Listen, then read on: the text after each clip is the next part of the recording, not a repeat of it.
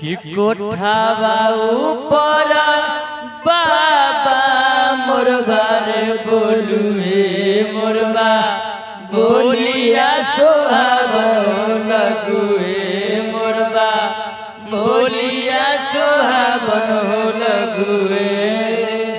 आज के रतिया बाबा जागल हो रही है आजू घरवा चोरिया हो जाइए आजू घरवा चोरिया हो जाइए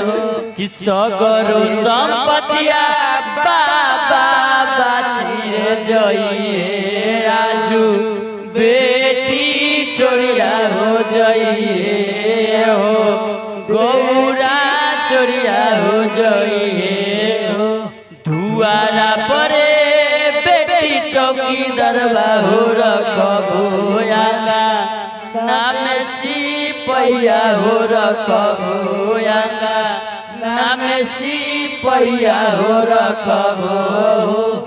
घरवा भीतर हम हो जागल हो रही से हो बेटी बाचिए जइए से हो बेटी बाचिए जइए हो